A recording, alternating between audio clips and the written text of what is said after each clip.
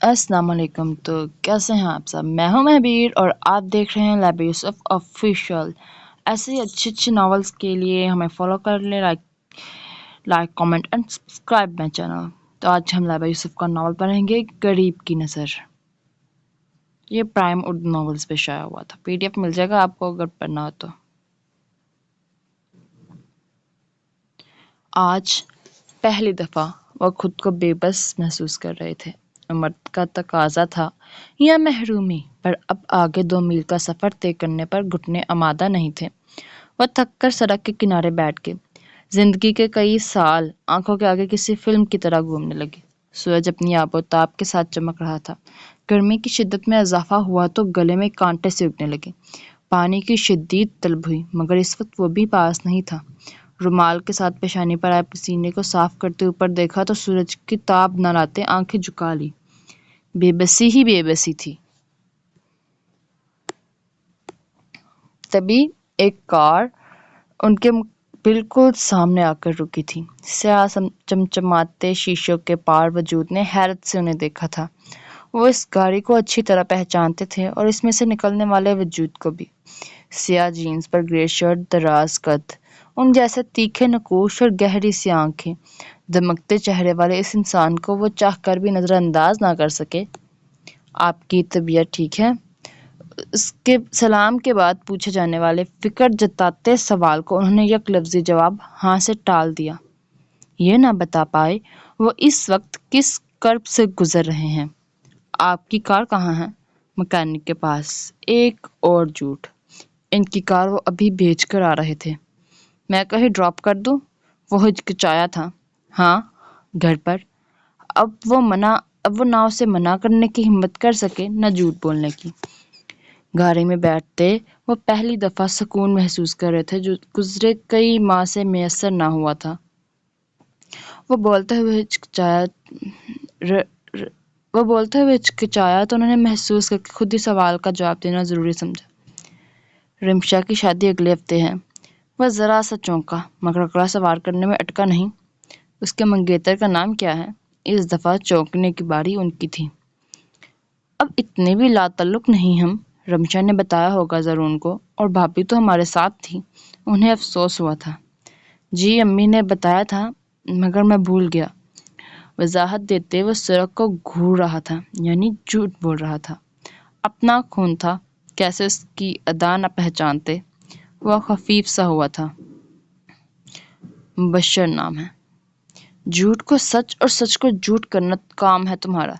तमस्खुराना आवाज समाज से टकराई। तो तुम कौन सा हलाल खाती हो, सूद खाती हो? उसी अंदाज में जवाबी कार्रवाई की गई। तुम जिसे सूद कहते हो वो मेरी मेहनत की हक हलाल की कमाई है। तुम्हारी तरह चंद पैसों के लिए जमीर नहीं बेच रही। अपना दिफा और उसे तनकीद करते वो इतरा सी गई। जमीर की बात तो तुम ना ही करो रमशान सर। मुंह बनाते वो अपने कमरे में चला गया और दरवाजा पटक कर अपनी फाइल खोल ली थी। वो चिल्लाती रही, मगर उसने कानों में रुई डाल ली। 1 साल पुराना किस्सा किस वक्त याद आया था। अब तो चंद दिन थे, मगर अब खिड़की खोलने पर वो नजर नहीं आएगी। खुद को बावर करवाकर दोबारा खिड़की बंद कर दी। अच्छी यादें हर दफा खुशी नहीं देती, कभी कभी चुपती भी हैं। रमशा अंसर की यादें काटदार तार की तरह उसे जख्मी कर रही थी, मगर वो कुछ नहीं कर सकता था सिवाय उस दर्द को बर्दाश्त करने के। अम्मी, चीनी ज्यादा डालिएगा, उसकी कड़वी जुबान को मिठास की जरूरत है। उसे छेड़कर खिड़की बंद कर कहकर लगाने लगी, मगर वो जो जवाबी कार्रवाई ना करे। वो हमीन सिद्दीक कहाँ। तुम तो बोलते जैसे कानों में रस घोलती हो, काय काय करने वाली कवि। एक दूसरे को देखते ही जैसे इन दोनों की भरी भरी डिग्रियां, तमीज, अब्बू की डांट, अम्मी की नसीहत, सब धरी की धरी रह जाती थी। अब्बू और चाचू में कारोबारी मसला कब रंजिश और कब तल्लुकी में बदला, कुछ पता न चला। बस एक दिन दोनों ने कारोबार ही अलग कर लिया, और फिर घर भी। अम्मी और चची स्कूल के ज़माने की दोस्तें थीं, इसलिए दोनों डट गईं कि घर में दीवार नहीं होगी। अब्बू या चचा की मौजूदगी में सब ताल्लुक ही रहते, मगर उनके निकलते ही अम्मी और चची घर के मुश्तरका सहन में इकट्ठी बैठ जाती। ज़ारोन सुलझा हुआ बच्चा था, اس بات کا اثر لیے بغیر ابو سے چھپ کر رمشا کے ساتھ کھیل لیتا، مگر حمین اور رمشا کی سوچ میں اتنا تضاد تھا کہ دن میں کئی دفعہ کسی نہ کسی بات پر جھگڑتے رہتے۔ زبانی کلامی ان جھگڑوں نے ان دونوں کے درمیان کبھی تکلف کی دیوار آنے نہ دی۔ کوئی ایسا جانور نہیں تھا جس کو ان دونوں نے چھوڑا ہو۔ حمین کو ندرت چچی کے ہاتھ کے پراٹھے پسند تھے اور رمشا کو ادن تائی کی چائنیز ڈشز۔ جب بھی حمین اس طرف جاتا یا رمشا اس طرف آتی تو ان کی نوک جھوک شروع ہو جاتی تھی۔ امی پہلے مجھے ناشتہ بنا دے، مجھے آفس سے میرا سامان لانا ہے اور بعد میں جولر کے پاس بھی جانا ہے۔ ناشتہ کے انتظار میں بیٹھی وہ اپنے کاموں کی فہرست بتانے لگی۔ جی چچی، پہلے اسے دے دیں، اب تو بہت جلد اس سے جان چھوٹ جائے گی اور اس فتنہ کے بعد گھر میں کتنا سکون ہوگا۔ وہ جو شرٹ کے بٹن بند کرتا کچن میں آ رہا تھا سن کر باہر سے ہی ہانک لگائی۔ اب وہ جانتا تھا جواب میں وہ اسے عذاب کا خطاب ملنے والا ہے۔ وہ زیر لب مسکرایا تھا، مگر جب وہ کچن میں پہنچا وہاں کوئی نہیں تھا۔ اس نے دوسرے دروازے سے باہر جاتے رمشا کی پشت کو دیکھا۔ اسے لگا رمشا نے اسے اپنے آنسو صاف کیے ہیں، جبکہ چچی غمزدہ سی اسے دیکھ رہی تھی۔ وہ سمجھ نہ سکا۔ کیا وہ سمجھ سکتا تھا؟ انسان کبھی کسی کا دکھ نہیں سمجھ سکتا۔ ہم صرف بول دیتے ہیں، اپنی بھڑاس نکال دیتے ہیں، مگر وہ بھڑاس مقابل کا کرب بن کر اسے کتنی تکلیف دیتی ہے یہ کبھی نہیں سوچتے۔ چچی نے ناشتہ میز پر لگایا تھا۔ یہ رمشا کا ناشتہ تھا، یعنی وہ ناشتہ نہیں کر کے گئی تھی۔ حمین کو دکھ ہوا تھا۔ ان کی لڑائی جھگڑے تو معمول تھے، مگر ایسا پہلی دفعہ ہوا تھا کہ رمشا نے اس کی بات یوں دل سے لگائی کہ کھانا ہی چھوڑ دیا۔ یہ دیکھ، وہ اپنی نئی جیکٹ پہن کر زرون کو دکھا رہا تھا، تبھی رمشا کی آواز آئی، جی لنڈے کی۔ وہ اترا کر بولی، حمین کی رگیں تنگی، ویسے لگ تو بہت صحیح رہا ہے، بالکل چمپانجی۔ یادوں کے بھنور سے نکلا تو آئینے پر نظر پڑی۔ وہ پھیکا سا مسکرایا۔ آج بھی وہ اس جیکٹ میں اتنا ہی شاندار لگ رہا تھا، مگر آج رمشا نہیں تھی جو اپنے انداز میں اس کی تعریف کرتی۔ دل دہل رہا تھا، سماج سے ٹکرانے والے ٹپوں کی گونج دل میں چبھن سے پیدا کر رہی تھی۔ گھر کی پہلی شادی کی وجہ سے ڈھولک شروع ہو چکی تھی۔ ادن ڈھولک کے آگے بیٹھ چکی تھی، دروازے سے ٹیک لگائے وہ ماں کے دمکتے چہرے کو دیکھ رہا تھا۔ سونے دی تویتلی گانا گونج رہا تھا۔ صحن سے بھٹک کر نظر کھڑکی تک گئی جو آج کھلی تھی۔ بے ساختہ اس کے قدم اپنے کمرے کی طرف بڑھ گئے۔ پھر کب قدم کھڑکی تک گئے وہ جان نہ سکا۔ وہ کئی لمحے وہاں کھڑا رہا، مگر وہ نظر نہ آئی۔ دل ڈوبنے لگا تھا۔ شکل گم کرو، مجھے بھی تمہاری شکل دیکھنے کا شوق نہیں۔ زرون کہاں ہے؟ دو بدو جواب آیا تھا، میری جیب میں۔ سیدھا جواب دینا تو جیسے حمین صدیق کی شان تھا ہی نہیں، اور وہ رمشا ہی کیا جو منہ توڑ جواب نہ دے، اور پھر ان کی نوک جھوک اور کہاں دن سے رات ہو علم ہی نہیں ہوتا تھا۔ یاد کے پردے پر منظر ابھرا تو پھیکا سا مسکرا دیا۔ آج اس کی شکل دیکھنے کو ترس رہا تھا۔ آخر ہار مان کر اس کے کمرے کی طرف گیا۔ دروازے کے پار جانے کی ہمت نہیں ہو رہی تھی۔ ہلکی سی شگاف سے اندر جھانکا تو وہ دشمن جان نظر آئی۔ آج نہ غصہ آیا نہ چڑ مچی، بلکہ دل کو عجیب سی راحت ملی تھی۔ ہلکے گلابی رنگ کے سوٹ میں اس کی رنگت دمک رہی تھی۔ تیکھے نقوش غصے میں اور بھی قاتل تھے۔ میک اپ نام کا بھی نہیں تھا۔ وہ بے چینی میں کچھ ڈھونڈ رہی تھی۔ کہاں گئی یہی رکھی تھی؟ وہ بڑبڑا رہی تھی۔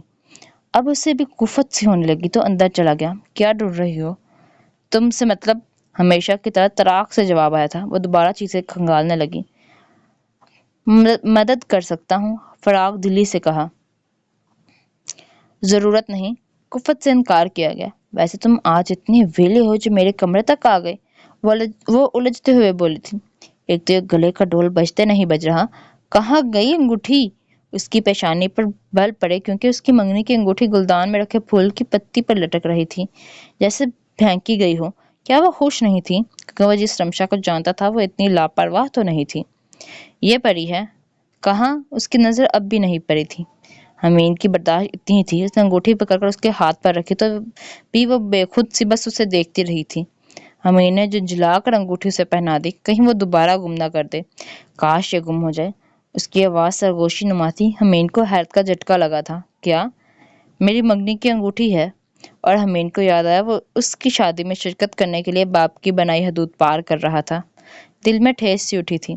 جیسے جیسے دن گزر رہے تھے حمین سیکنڈز تک گن رہا تھا۔ اس کا دل ملامت کر رہا تھا۔ نہ جانے کب سے اس کا دل رمشا عنصر کے لیے نفرت کے جذبے کو محبت میں بدل چکا تھا۔ مگر وہ خود ہی جھٹلاتا رہا۔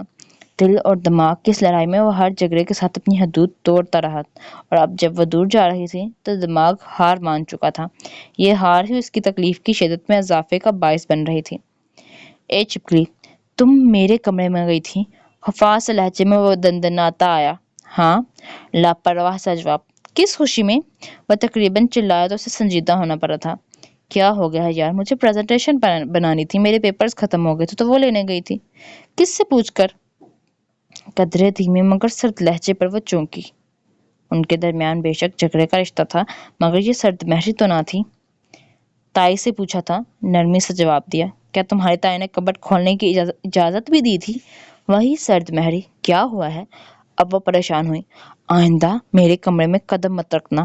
وہ دھمکی دے کر جانے لگا تو رمشا نے گود میں رکھا تکیا اچھالا تھا، مگر غلطی سے وہ دیوار سے لگنے کے بجائے حمید کو لگ گیا۔ مسئلہ کیا ہے تمہارے ساتھ؟ اب وہ سرد مہری کے ساتھ اسے عجیب و وحشت سے گور رہا تھا۔ جہنم میں گئے تم اور تمہارا کمرہ۔ وہ جھنجھلا گئی تھی۔ اس قسم کے رویے کی نہ اسے امید تھی، نہ کبھی کسی نے اس سے ایسا رویہ اپنایا تھا۔ اسے لگا اب حمید چلا جائے گا، مگر یہ اس کی خام خیالی تھی۔ حمید کا غصہ اور بڑھ گیا اور اس نے پاس پڑا شیشے کا گلدان اٹھا کر زور سے پھینک کر دندناتا کمرے سے نکل گیا تھا۔ گلدان دیوار سے ٹکراتا چھناکے کی آواز کے ساتھ ٹکڑے ٹکڑے ہو کر بکھر گیا۔ کچھ ٹکڑے پاس بیٹھی رمشا کے پاؤں اور ہاتھ پر پڑے اور جلد کے اندر تک گھس گئے تھے۔ وہ جو اس کے انداز پر شاک تھی، اس کے جاتے ہی جیسے ہوش میں آئی اور تکلیف کے احساس پر چلا اٹھی تھی۔ دل سے ہار کر رمشا کے لیے تمام تر جذبات وہ خطوط میں لکھ دیتا، مگر دینے کی ہمت تک نہ کر پاتا تھا۔ رسوائی اور ٹھکرائے جانے کا خوف اسے بے چین کر دیتا۔ کمرے میں آیا تو کبٹ کھلا تھا، خطوط بھی بکھرے پڑے تھے، اور الجھن اور خوف کی عجیب سی کیفیت میں مبتلا ہو گیا تھا۔ الجھن خوف میں بدلی اور خوف غصے میں، اور غصہ تو ہوتا ہی شیطان کا سب سے بڑا ہتھیار ہے۔ وہ خود سمجھ نہ پایا کہ کیا ہوا تھا۔ اسے ہوش تو تب آئی جب کمرے میں آ کر رمشا کی چیخیں سنی۔ وہ بیڈ پر بیٹھی رمشا کو بآسانی دیکھ سکتا تھا۔ چچی اس کے ہاتھ اور پاؤں سے شیشے کے ٹکڑے نکالتی اسے لاپرواہی پر ڈانٹ رہی تھی، اور ہر ٹکڑے کے ساتھ اس کی آنکھیں برسنے کے ساتھ چیخ بھی نمودار ہوتی۔ گھر اس طرز کا بنایا گیا تھا کہ دو برابر حصوں میں بٹتا تو صحن میں دیوار آتی، جو کہ امی اور چچی نے ممکن نہ ہونے دی۔ ان دونوں کے کمرے آمنے سامنے تھے۔ مقابل کھڑکیوں کا سب سے زیادہ فائدہ ان دونوں کے جھگڑوں میں ہوتا۔ پہلے کھڑکی بند کرنے والا جیسے کہتا، تو بات کرنے کے قابل نہیں ہو، مگر اس روز وہ کھڑکی میں کھڑا اس کو روتے اور چیختے دیکھ رہا تھا۔ پہلی دفعہ اسے خود سے خوف محسوس ہوا، ساتھ چچی کے ڈانٹنے کی آوازیں آ رہی تھی۔ تم اتنی لاپرواہ کیسے ہو گئی؟ یہ بات اسے شرمندہ کر رہی تھی۔ ویسے تو ان کی ہر بات، ہر جھگڑا ان کے درمیان ہی رہتا۔ وہ کسی تیسرے کی مداخلت برداشت نہ کرتے تھے، مگر اب جب کہ اس نے جسمانی طور پر اسے تکلیف دی تھی، وہ کیوں اس کا الزام اپنے سر لے رہی تھی؟ اسی پچھتاوے میں جب اسے ایک کیس کے لیے دوسرے شہر جانے کا موقع ملا تو اس نے فوراً ہاں کر دی۔ 2 ماہ وہاں سب سے الگ رہ کر آخر اس نے اسٹینڈ لینے کا فیصلہ کیا تو زرون سے خبر ملی، رمشا کی منگنی ہو گئی۔ اسے اندازہ تھا شادی جلد ہی ہوگی، مگر جب امی نے فوراً آنے کا کہا کہ رمشا کی شادی ہے، انصر چچا کو اکیلا محسوس نہیں ہونے دینا۔ اسے احساس ہوا اس نے بہت دیر کر دی تھی۔ اس سے پہلے کہ وہ ماں کے سامنے اپنا مقدمہ رکھتا، ماں نے فیصلہ سنا دیا۔ رمشا کا بھائی نہیں ہے، خدا کے لیے تھوڑی شرم کر لو اور ذمہ داریوں کو سمجھو۔ تمہارے باپ نے الگ ہونے کا کہا تھا، ایک دوسرے کے لیے مر جانے کا نہیں۔ جبکہ حمید کئی لمحے لفظ بھائی پر جامد رہ گیا تھا۔ وہ اس سے محبت کرتا تھا، مگر رمشا وہ کیا سوچتی تھی حمید نہیں جانتا تھا، اور جس رمشا کو حمید جانتا تھا اس کے دماغ کے 17ویں خانے میں بھی محبت لفظ کی گنجائش نہیں تھی۔ رمشا ہمیشہ سے اس کی حریف تھی، اور شاید اب بھی رمشا کے نزدیک وہ حریف ہی تھے۔ اس کے جذبے ایسے میں غلط اور احساسات سب کو گناہ ہی لگتے۔ امی کی بات کا اصل مطلب اسے تب سمجھ آیا جب آتے وقت اس کی نظر انصر پر پڑی۔ وہ اس وقت اکیلے، بے بس اور تھکے ہوئے تھے، اور اکیلے پن کی انتہا تھی کہ وہ جھوٹ بھی بول رہے تھے۔ تو کیا فاصلے اتنے بڑھ گئے تھے؟ معمول کے مطابق اس نے رمشا کو ناشتے کے وقت تنگ ہی کیا تھا، مگر جو ہوا وہ چاہتا نہیں تھا۔ اب وہ خفیف سے انداز میں اس سے ملتا، رسمی سی لیک سلیک کے بعد کام میں مصروف ہونے کی اداکاری کرتا۔ رمشا کی آنکھیں اسے بے چین کرتی۔ یہ آنکھیں ایسی تو نہ تھیں کہ وہ مطمئن ہو پاتا۔ اس کی سب کوششیں ان آنکھوں کے سامنے ناکام ہو جاتی تھیں۔ رمشا کے لبوں پر مسکراہٹ جیسے چپک گئی تھی، مگر اس کی آنکھیں ویران تھیں۔ وہ ویسی تو نہ تھی جیسی عموماً ہوتی تھیں، پرجوش، چمکتی ہوئی۔ یہ ایک ہونے والی دلہن کی آنکھیں تو نہ تھیں جس میں سپنے ہوتے ہیں۔ ان آنکھوں میں وسوسے اور خدشات تھے جو اسے بے چین کر رہے تھے۔ ایسے میں وہ اپنے چہرے پر جھوٹی خوشی بھی نہیں لا پا رہا تھا۔ سب اس کی حالت محسوس کرتے، اس سے پوچھ چکے تھے۔ سب کا بس ایک ہی سوال تھا، تمہیں ہوا کیا ہے؟ جس پر وہ بس خاموش ہو جاتا۔ کہتا بھی تو کیا؟ اب تو تمہاری سب سے بڑی رقیب بھی جانے والی ہے، اب تو خوش ہو جاؤ، اس کے کزن نے تمسخرانہ کہا، جس پر وہ پہلو بدل کر رہ گیا تھا۔ یہ نہ کہہ سکا کہ وہ رقیب کب محبوب بن گئی، وہ جان نہ سکا تھا۔ اب اس کے دور ہو جانے کا سوچ کر ہی ہر سیکنڈ وہ انگاروں پر تھا۔ بھلا دکھ تو ہوگا نہ، جس سے جھگڑا ہو اس سے ہی تو پیار ہوتا ہے۔ اکلوتی بہن تھی بھائیوں کی۔ ایک بوڑھی عورت نے وکالت کی تو وہ کلس کر رہ گیا، اپنا آپ مجرم لگنے لگا۔ ایسے میں اگر کوئی اس کے جذبات جان لیتا تو اسے ہی غلط سمجھتا، جبکہ غلط کیا تھا یہ حمین کی سمجھ سے باہر تھا۔ وہ رمشا سے 2 سال بڑا تھا، مگر کبھی کسی نے رمشا کو اسے بھائی کہنے پر مجبور نہیں کیا، اور جتنے ان کے جھگڑے تھے وہ تو ایک دوسرے کا اصل نام سے ہی تب بلاتا جب کوئی بڑی مجبوری ہو، ابو پاس ہو یا مہمان آئے ہو، ورنہ دنیا کا ہر جانور کے نام سے وہ ایک دوسرے کو پکار چکے تھے۔ جب شعور آیا تو وہ واحد لڑکی جو حمین کے قریب تھی وہ رمشا ہی تھی۔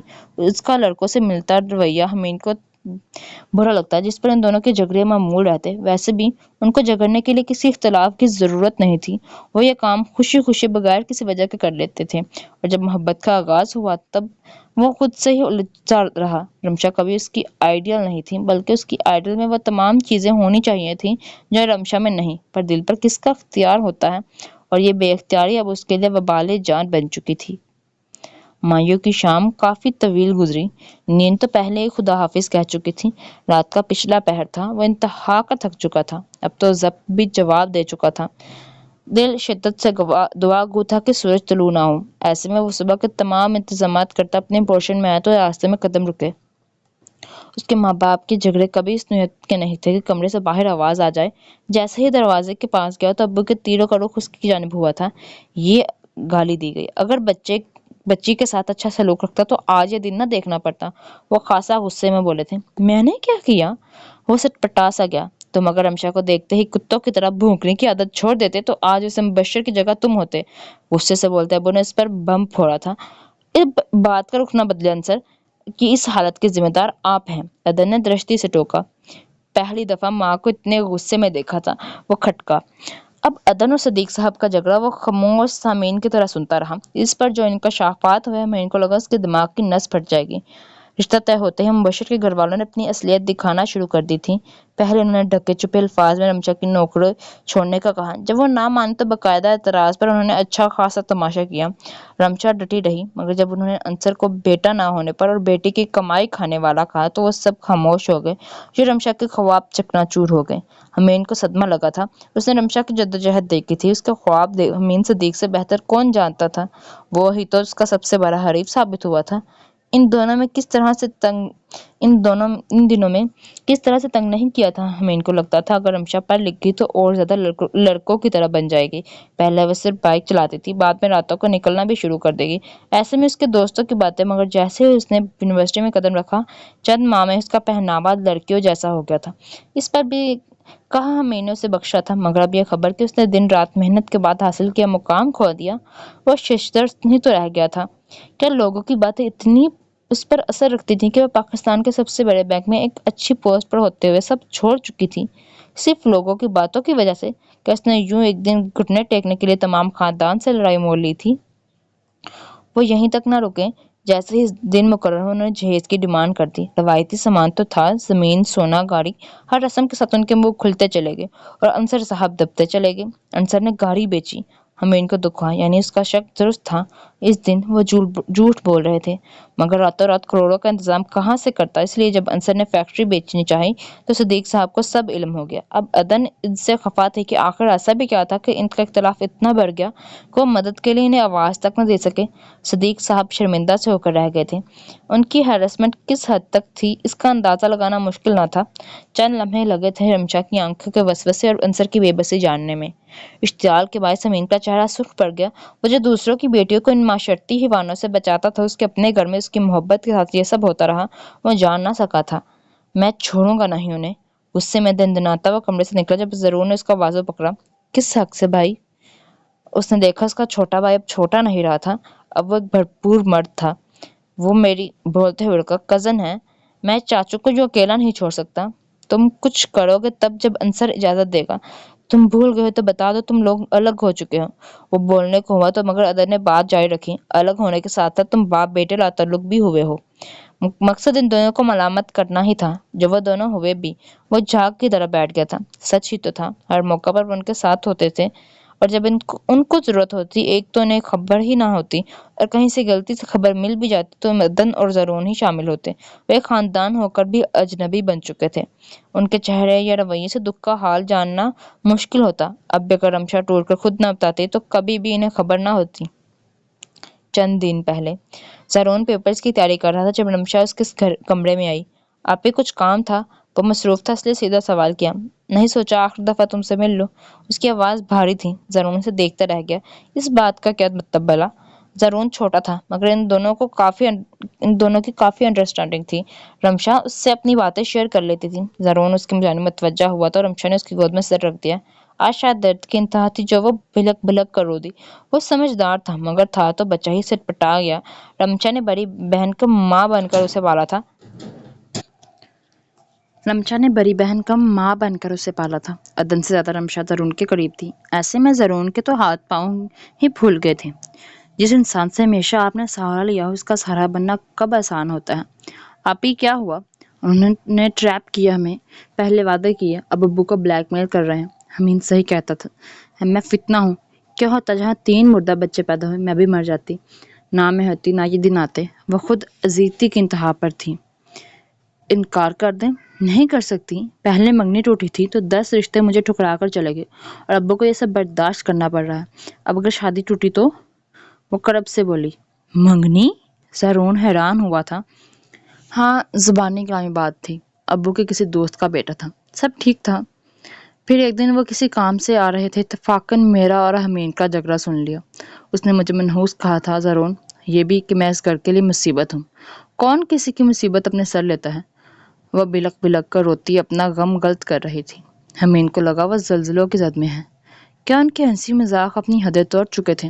نہیں، رمشا کی طرف سے تو نہیں، تو کیا اس کی طرف سے؟ ہاں، وہی تو تھا جو اپنے جذبات کی کھینچتانی میں حد سے بڑھ گیا۔ کیا ان کے جھگڑے گھر کی 4 دیواری سے باہر بھی عام تھے؟ جواب ہاں تھا۔ تمام خاندان گواہ تھا ان کے جھگڑوں کا۔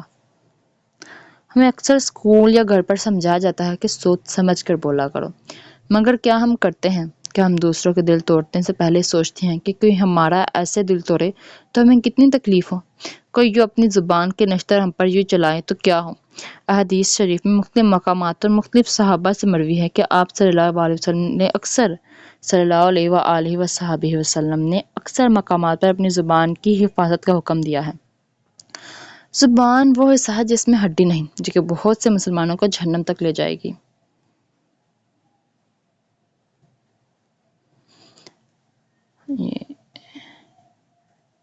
ایک مرتبہ آپ صلی اللہ علیہ وسلم سے پوچھا گیا کہ ایک عورت ہے، نماز کی پابند، روزے رکھتی ہے، زکوٰۃ ادا کرتی ہے، مگر اس کی زبان کے نشتر سے اس کا ہمسایہ محفوظ نہیں۔ آپ صلی اللہ علیہ وسلم نے فرمایا وہ جہنمی ہے۔ وہی سوال ہوا، ایک عورت ہے، نماز کی اتنی پابند نہیں، نہ ہی روزوں کی پابند ہے، زکوٰۃ بھی کبھی کبھی نکالتی ہے، مگر اخلاق کی اچھی ہے، ہمسایوں کا خیال رکھتی ہے، کسی کو برا بلا نہیں کہتی۔ آپ صلی اللہ علیہ وسلم نے فرمایا وہ جنتی ہے۔ اس واقعے میں ہمیں ایک اہم بات یہ ہے کہ ہم صرف ہمسایوں سے اچھا سلوک کر کے خود کو جنتی سمجھ لیتے ہیں، مگر یاد رہے عبادات میں غفلت تک کی سزا ہے۔ اور ہمسایہ کی کون ہوتا ہے؟ ہر وہ شخص جو ہمارے ساتھ ہے، سفر کرتے ہمارے ساتھ بیٹھا مسافر ہمارا ہمسایہ ہے۔ ہمارے ساتھ بیٹھی ہماری سگی بہن یا بھائی، کہیں کام کر رہے ہیں تو ہمارے ساتھ کام کرنے والا ہمارا ساتھی، نیز ہر انسان جاندار جن کو ہم جانتے ہیں، بالواسطہ یا بلا واسطہ کوئی تعلق ہے، مگر جیسے جیسے ہم بڑے ہوتے جاتے ہیں ہم بھول جاتے ہیں۔ ہم کہتے ہیں میں نے حق کی بات کی، میں نے تو سچ بولا۔ سچ کروا ہی ہوتا ہے۔ یاد رہے سب سے صادق ہمارے پیارے رسول صلی اللہ علیہ وسلم تھے، مگر انہوں نے کبھی ایسا سچ نہیں بولا تھا۔ اپنے دل کی بھڑاس نکال رہے ہیں اور مقابل کو کرب کی گہرائیوں میں دھکیل رہے ہیں۔ یاد رہے آخرت کا عذاب آخر میں آتا ہے۔ انسان اس دنیا میں اپنے اعمال کی سزا کاٹ کر آگے جائے گا۔ اپنے 5 سال کے کیریئر میں وہ کبھی اتنا نہیں ہارا تھا، مگر زندگی کی سب سے بڑی بازی وہ ہار رہا تھا۔ تمام ثبوت اس کے خلاف تھے، اسے تو مقدمہ لڑنے کا موقع تک نہیں ملا تھا۔ یہ حق اس سے کس نے چھینا؟ اس کی زبان نے۔ وہ خود سے الجھ کر خود کا ہی نقصان کر رہا تھا۔ حضرت علی رضی اللہ عنہ کا قول ہے، کبھی دشمن سے اتنی دشمنی نہ نبھاؤ کہ جب وہ تمہارے دوست بنے تو تم شرمندہ ہو، کبھی دوست اتنی دوستی نہ نبھاؤ کہ جب دشمن بنے تو تم نقصان میں رہو۔ کہتے سبھی ہیں میں تمہارا دوست ہوں، مگر کیا کوئی ہوتا ہے؟ اس لمحے امین صدیق نے جانا کہ کوئی اس کا دوست نہیں تھا، نہ وہ کزنز جو ان کے آگے پیچھے گھومتے تھے، نہ وہ اسکول کالج کے دوست، ورنہ اس کے اور رمشا کے جھگڑے یوں سرے عام نہ ہوتے۔ اسی لیے انصر نے رمشا کا ہاتھ نہیں دیا ہوگا۔ صدیق صاحب بے بسی سے بولتے، وہ بس انہیں دیکھتا رہ گیا۔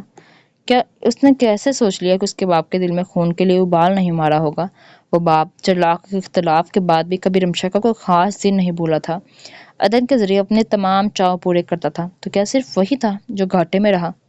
جواب ہاں تھا۔ نقصان صرف امین صدیق کے حصے میں آیا تھا۔ جو تمام الفاظ رمشا کو تکلیف کا باعث بن رہے تھے، ان کا آغاز کرنے والی زبان امین صدیق کی تھی۔ جب گھر سے آپ کے خلاف محاذ کھل جائیں تو باہری دشمن سے لڑنے کی سخت نہیں رہتی۔ امین سے لڑتے لڑتے رمشا بھی اب گھٹنے ٹیک چکی تھی۔ وہ ایک لڑکی چاہے کتنی ہی قابل کیوں نہ، مگر چند رشتے ٹکرائے جانے کے بعد اس کی تمام قابلیت کہیں پشت پر چلی جاتی ہے۔ امین کہاں ہے؟ صدیق صاحب بارات کا استقبال کرتے ہوئے چہرے پر مصنوعی مسکراہٹ سجائے سختی سے گویا ہوئے تھے۔ ابو وہ نہیں آئے گا۔ صدیق صاحب کے چہرے پر غصہ واضح ہونے لگا تو عدن ان کے پاس آئی تھی۔ آنکھوں میں پوچھا، کیونکہ بارات پاس سے گزر کے ہال میں داخل ہو رہے تھے۔ 400 افراد کی بارات زرون کو غش پڑنے والا تھا۔ تمہارا لاڈلا آج بھی اپنے انا کا پرچم سربلند کر کے بیٹھا ہے۔ عدن کو دھچکا لگا۔ شکایتی نظر سے انہیں دیکھا تو وہ سرپٹا گئے تھے۔ اس سے پہلے وہ نمبر ملاتا زرون نے انہیں روکا تھا۔ ابو رہنے دے، وہ برداشت نہیں کر سکے گا۔ تماشا ہو جائے گا یا وہ بکھر جائے گا۔ حیرت پریشانی بدلی پیشانی پر بل پڑے۔ ابو چاچو سے کہہ دوں گا وہ بیمار ہیں، شاید گھر جاتے تک وہ ہو بھی جائے۔ کچھ دن تک اس سے کچھ مت پوچھے گا۔ وہ ملتجی ہوا تھا۔ گھر کا سب سے چھوٹا فرد، جسے سب نادان یا بچہ کہہ دیتے ہیں، در حقیقت وہ خاموش سامعین ہوتا ہے جو ہر کردار کے تمام پہلو دیکھتا ہے اور اڈاپٹ کرتا ہے۔ کچھ بچے غلط پہلو اڈاپٹ کرتے ہیں اور بگڑ جاتے ہیں، کچھ ہی عمر سے پہلے سمجھدار ہو جاتے ہیں۔ اسے کیا ہوا ہے؟ ماں کے کلیجے کو ہاتھ پڑا تھا۔ محبت کا بندہ ہے میں، کسا تو سانس تک نہیں لے پا رہا۔ وہ دونوں متحیر آنکھوں سے دیکھتے رہ گئے تھے۔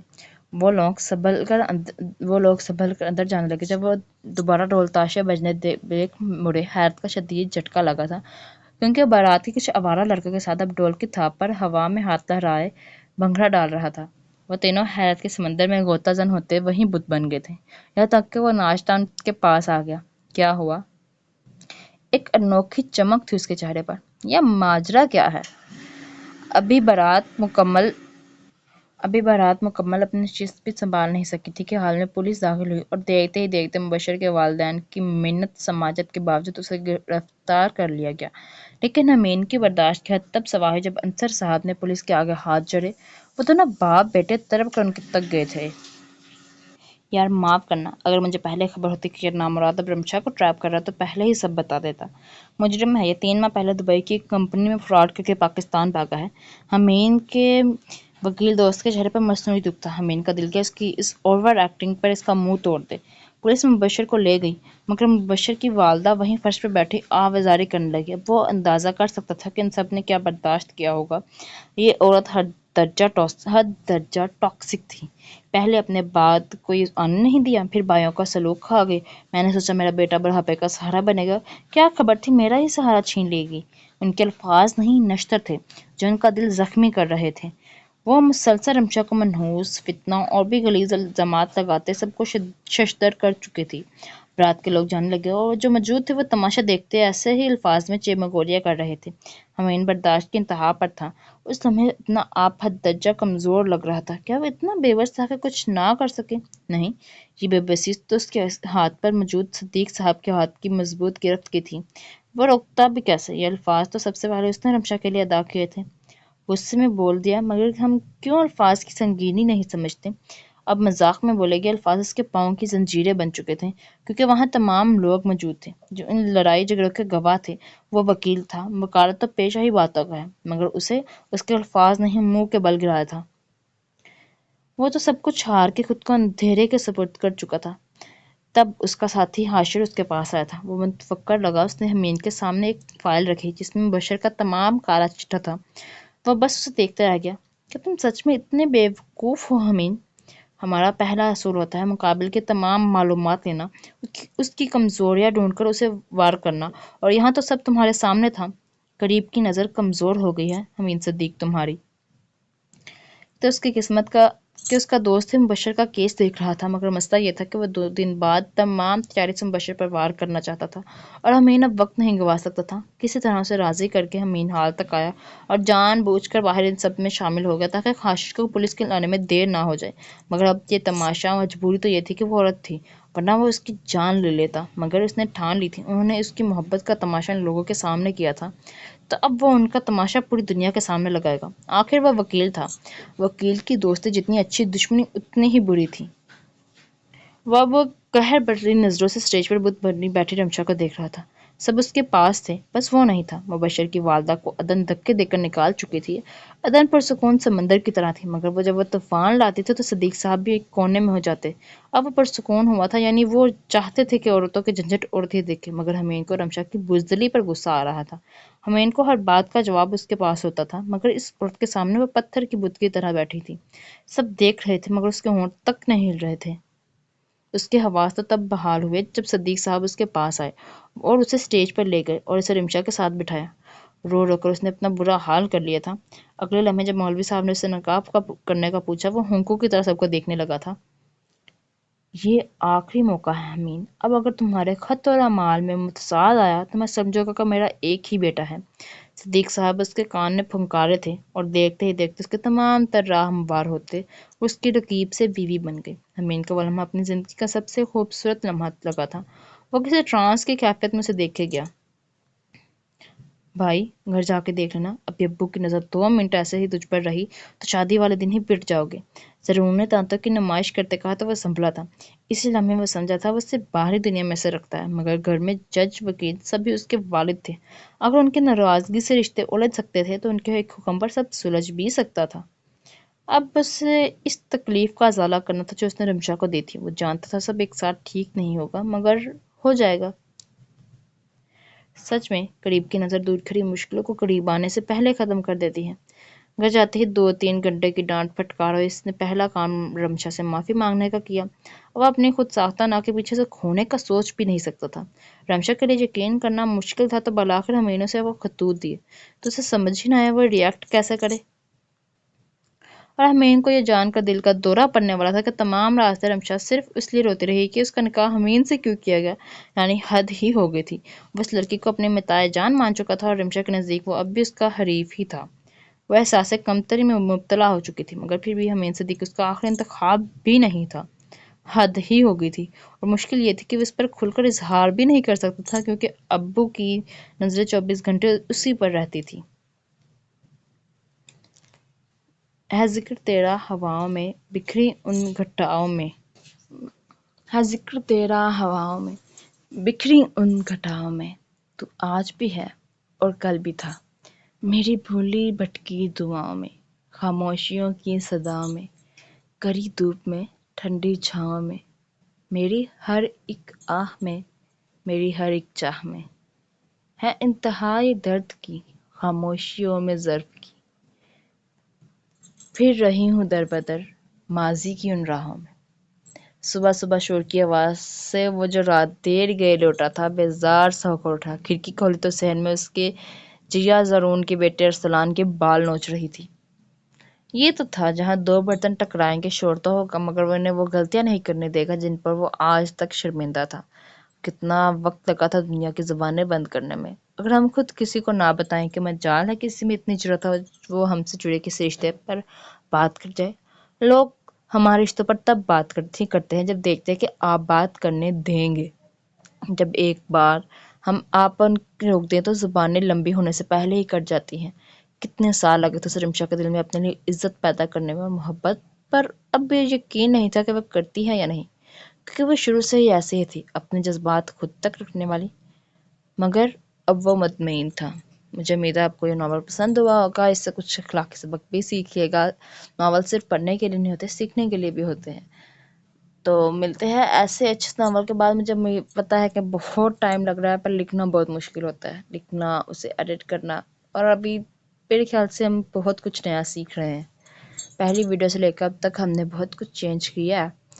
وائس میری ساؤنڈ سب کچھ پر بہتری آئے گی انشاءاللہ. تو جڑے رہیے لابا یوسف آفیشیل کے ساتھ اور سنتے رہیے مہبیر کو.